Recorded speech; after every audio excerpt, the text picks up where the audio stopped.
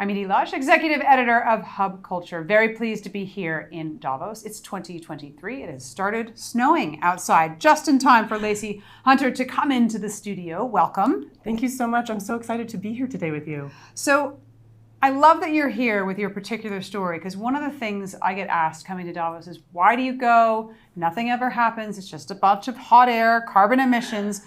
But actually you have a story that's something that emerged, that an idea that you got at Davos here a year ago? Yeah, in May actually. In May, so not even a year ago, ago, has resulted in something. So tell me about it. Yes, great question, and definitely hear the criticism of, oh, are you just chatting? So my background is primarily private sector, banking and tech, and I happened to attend a panel in Davos this past May when it was rescheduled, where the discussion was between a venture capitalist and a gentleman from a humanitarian aid foundation.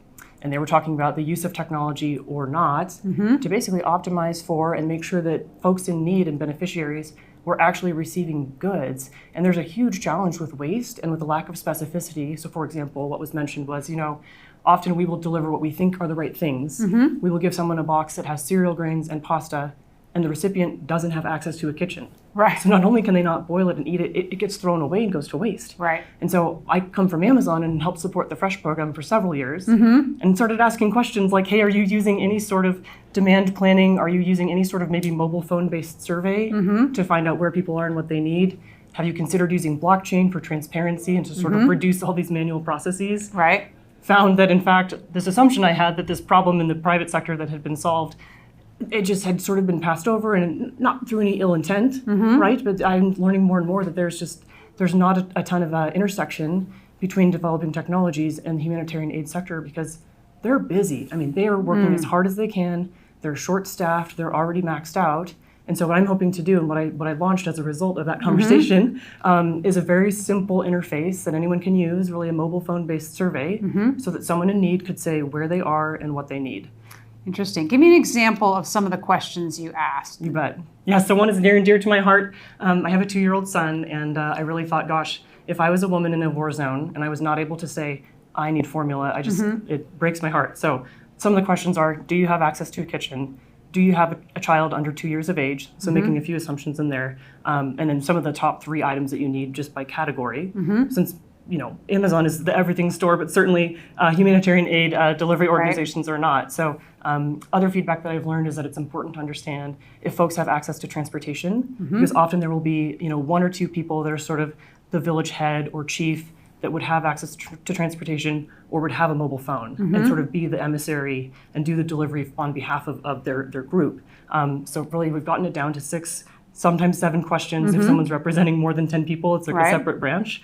But the idea is to keep it super simple, easy to understand, easy to use, and really get out of the way so that aid organizations can do the great work that they're already doing, and using blockchain have actual transparency. Tell me about that, though, the blockchain giving transparency. I know the concept, but lay it out for me. Yes, absolutely. So by way of example, my first experience with blockchain was actually in 2017 at a venture capital competition.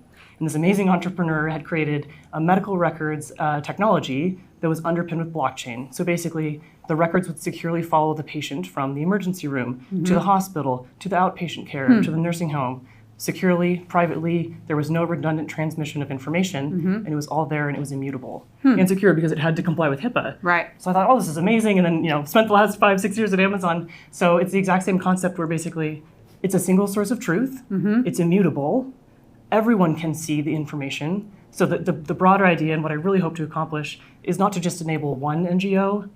Like, I would love to build this platform and turn it on so that the whole industry at large can benefit. Because right now they're individually solving the same problems. Right.